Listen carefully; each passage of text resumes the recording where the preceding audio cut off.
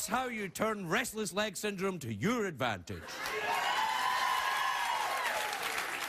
All right, everyone, my next guest is he's a very talented actor. He's currently starring in the #1 movie in America, the Fantastic Four movie, The Rise of the Silver Surfer. Look at this.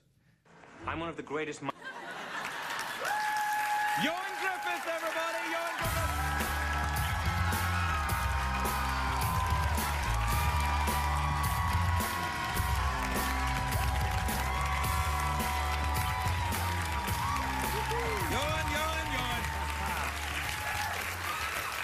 Welcome. Thank you. Look at that. Wow. Welcome and congratulations. The #1 film in the country. Well done. Thank you very much. Over Yeah, the moon. and you're Welsh. I am indeed, yes. And you have the #1... Has that ever happened before? Not since the days of Richard Burton and Anthony Hopkins. Anthony Hopkins, yeah. But you're... And this movie, you're Mr. Stretchy Pants in the movie, right? You're... Exactly. Is that his name, Stretchy Pants? Mr. Elastic. Mr. Elastic. Yes, yes. Or Mr. Tickle, you know, from... Mr. Tickle? Yes. Oh, that's a British... Oh, Mr. Tickle. Oh, that was a private thing that maybe you did. Yeah, that's what my fiancée calls me, exactly. Yes. Is she? You were engaged the last time you were here. I rather thought you'd be married by now. Well, I'm getting married later on in the year in September. So really? Yeah, that'd be a nice. long time coming. Are you going to have a big affair or a tiny little... It's not an affair, obviously, you know, but... I'll try to get that one in before I get married, I suppose, yeah. Whatever you think. Don't turn on him, he's just joking. No, it's going to be a sort of an intimate affair. Nothing like Reed Richards and Sue Storm's wedding in the Fantastic Four. Oh, yeah, the wedding scene. Yeah, exactly. Haven't seen it yet, sorry. Sorry to put you on the spot. No, that's all right. I haven't seen it yet because... well, I'm saving it up, you know. Until, well, you're a busy man. Yes, in many ways. I had to be in Pleasanton. You've been writing letters. I've been writing letters to state governors. Exactly. I'm enmeshed in the world of politics. Yeah. But that's now. Who's doing the setup for the wedding then? Are you doing it? Are you part of it? Yeah, are you included? Alice and I are doing it ourselves, and we've discovered whilst we're going through the process that I'm the worrier in the pack. That Alice is very cool, calm, and collected, and I'm the one that's, you know, fretting about everything. What are you worried about? I don't know. I guess I'm a control freak, and I can't relinquish any sort of responsibilities, you know. Do you get nervous on airplanes? No, Alice does. Well, because I have this theory that if you get nervous on airplanes, you're a control freak because you really want to be flying the plane. Right. And so... Well, no. Well, see, you're not that bad. Then let her fly the plane. Yeah.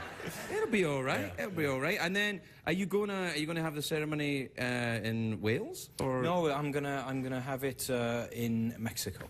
Mexico, yes. Right. Don't say any more specific, or hordes of people will come around. And... Do you get annoyed by that? Do the paparazzi? You know, I don't really get hounded by the paparazzi. It's going to start now, pal. Do you think? Yeah. Having been on your show. Well, this is, of course. And then the #1 film in the country might have an additional effect. Yeah. No, it'll change. It'll change, We'll see. And what about... Because I first became aware of your work when you were doing the Horatio Hornblower. That's right. Yes. Lovely, yeah, that's very good. Thank you. Yeah. That would be a nice film. Why did you do that as a film? Well, I'd love to make it as a film. I've got this real ambition to play that character again because it was obviously very nice trousers. And great shirts, frilly shirts. For the boys, yeah. What if you combined and you could kind of stretchy Hornblower?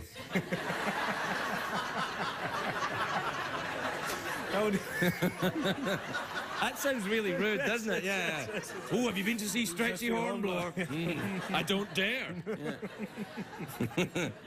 Do you get back and forward a lot, or do your family come out and visit you here, or? Well, I was just back in London actually. In London, yeah. I mean, although I'm from Cardiff, I lived in London for many years, and we were promoting the film on the London Eye itself. Oh, the big, the big giant wheel. Yeah, exactly. And it was a great experience because there's another scene in the movie which I haven't seen yet. Yeah, all right. But all the journalists were asking me, well, Ioan used to live here in London, you know, do you recognise any of the haunts? And I was like, yes, I recognise most of these places, because I've witnessed them through a haze, you know, so through a drunken haze as a student. Yes, exactly. Did you study in London then? Is that what you I studied there for about 3 years. What were you studying? Beer? Studying acting, yeah, so close. Where did you study? I was studying at the Royal Academy of Dramatic Art. I do so admire you for that. The Royal Academy of Dramatic Art? Yes. That's the RADA, they call that RADA. RADA, yes. Is it a very good school?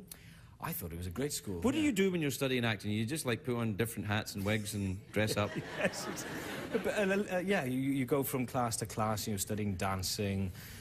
Dancing, you say? How to... Oh, I love the dance. Oh, I love the dance. Really? What kind of dancing do you do? 18th century courtroom dancing. Yeah. Wow! Yes.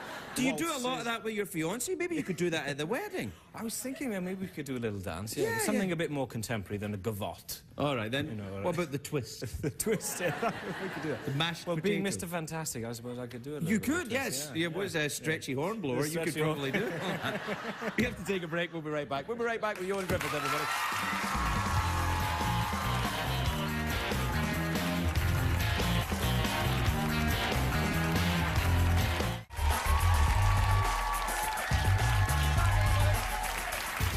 Welcome back. I'm here with Ioan Gruffudd, who plays a stretchy hornblower in the new big Fabulous 10 movie. You lived in London. You see, I used to live in London. What part of London did you live in? I lived in Kilburn, which was in North London, where all the Irish live in Kilburn. Yes. A lot of good pubs there. Yes. A lot of good Why would these two things be together? Those Irish community and many good bars. I have no idea. No idea. Although I have to say, no disrespect, but I have never in my life met anyone that can drink more than the Welsh. The Welsh and the Australians make the Irish look like people who don't drink very much. No, I don't know. It's I suppose it's in our genes somewhere. You know, we're very sort of melancholic and destructive at the same time. Yeah. Do you do a lot of drinking then? Yeah. I have been known. Yeah. Did you in London? Were you? Yeah, I mean, of course, being a student in London, I'm away from home for the first time. I used to go crazy, and I remember one evening in particular, we were celebrating my 21st birthday. Right. And we were in a club on the street called the Strand, which is next to the Thames, you know, in London. And that movie, Braveheart, had just been out. Ah, yes. So it was that sort of period. Didn't care for it much, to be honest. No, I like that movie, but I'm not in it. And I sort of... You know, but you've got the accent. Yeah. I have, yeah. I got it from the movie, yeah. I was living... Actually, I used to live in North Dakota. It's a lovely state, by the way. Very good. Yeah. So you're in the... I'm walking down the Strand with the boys, and I saw this sort of wheelbarrow and broom, you know, from the street cleaners had left it. It was about 2 o'clock in the morning. Mm-hmm. And I thought, oh, I'm inspired by the film. I'll go charging down the Strand, you know, shouting, freedom! With a broom? Well, I grabbed the broom, took it out of the bin, and went charging down the street shouting, freedom! And I charged towards this lamppost. Right. And I smashed the lamppost with this broom. And, of course, the head of the broom came wrapping round the lamppost, just missed my head, and smashed the window of the Royal Bank of Scotland. Wow! Wow! A bank, though?